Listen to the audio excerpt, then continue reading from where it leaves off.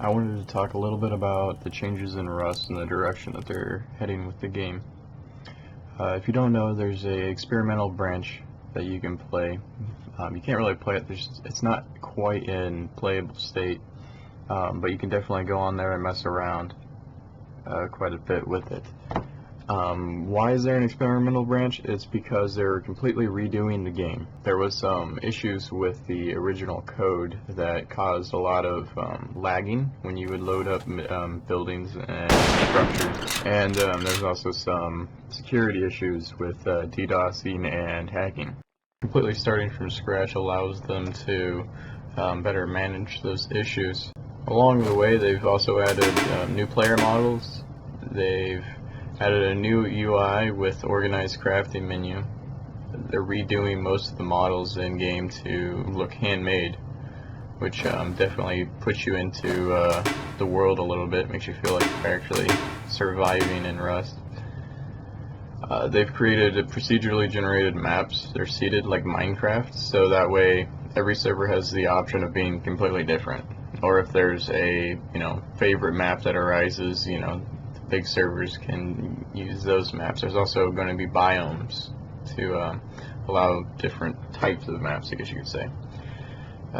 Everything's been retextured, and it looks amazing and runs really well compared to the original Rust. There's a few things to come that aren't in the game yet. New clothing, handmade style AK and rocket launcher. Players will be able to customize their characters and make them look the way they want them to look. I believe there's also a metabolism thing that they're going to be putting in that makes your character fat when you sit around and eat and sit in your base and craft all day. And then you'll lose weight as you run and carry a lot of items, I suppose. They may implement fishing and farming as well. They have a fishing pole right now on their Trello site, which is really neat looking, and be interesting to have fishing in a game like this. I can imagine it now, people sitting by the shore fishing, minding their own business, and all of a sudden they just get killed and someone steals their fish. Should be hilarious. But the game is definitely heading in a better direction than it was.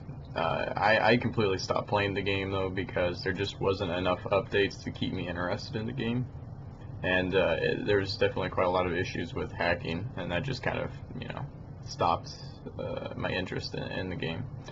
But with these changes, I will definitely be looking back at Rust and playing it quite a bit.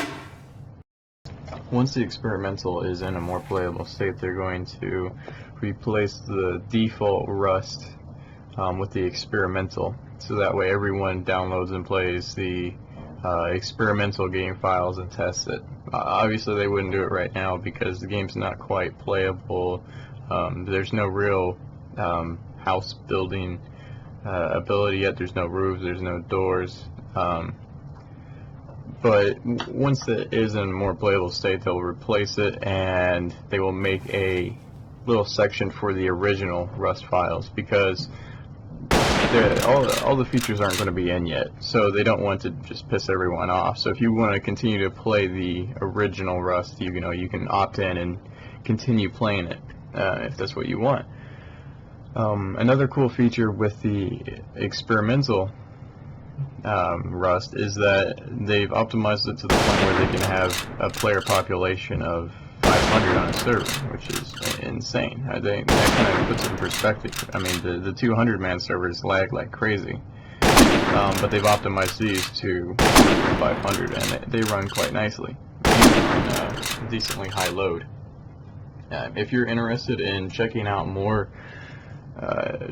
like artwork and models and whatnot, there's Trello sites, and I'll have them in the description below, but they post what they're currently working on their Trello, so I'll have those links for you. Thanks for watching, and subscribe if you enjoyed the video.